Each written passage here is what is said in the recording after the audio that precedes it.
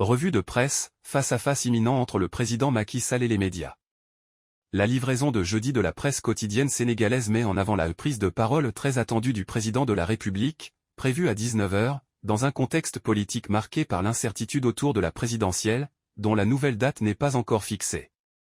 Le journal Le Soleil rapporte que cette prise de parole fait suite à la décision du Conseil constitutionnel d'annuler le report de l'élection présidentielle initialement prévue le 25 février. La haute juridiction a également jugé contraire à la Constitution une loi adoptée par l'Assemblée nationale, reportant le scrutin au 15 décembre.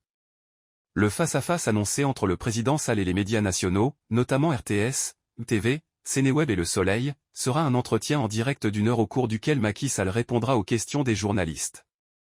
Les interrogations portent sur la possible organisation de l'élection avant le 2 avril, date d'expiration de son mandat, et sur la proposition de date du 3 mars ou 10 mars de l'opposition et de la société civile. Plusieurs journaux soulignent la volonté du président de reprendre le processus électoral et notent les mesures prises avant son intervention médiatique.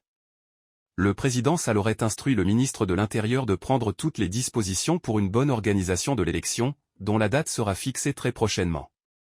Libération et Le Quotidien notent que le président se donne le temps et souhaite d'abord organiser un processus inclusif de dialogue et de concertation avant de fixer une date pour la présidentielle. L'Observateur commente que Macky Sall, au cœur du jeu politique, semble vouloir s'entourer de garanties avant de prendre une décision cruciale. En marge de cette situation politique, Sud Quotidien interroge le professeur Kader Boye, soulignant le risque d'un saut vers l'inconnu si l'élection présidentielle n'est pas tenue avant l'expiration du mandat du président le 2 avril. En parallèle, le candidat Amadou, de la coalition Benno Bokk Yakaar, remobilise ses troupes en vue d'une campagne électorale qu'il estime victorieuse, selon la. Enfin, Walf Quotidien aborde la dispersion des caravanes des candidats de l'opposition, évoquant une stratégie de terreur de la part de l'État.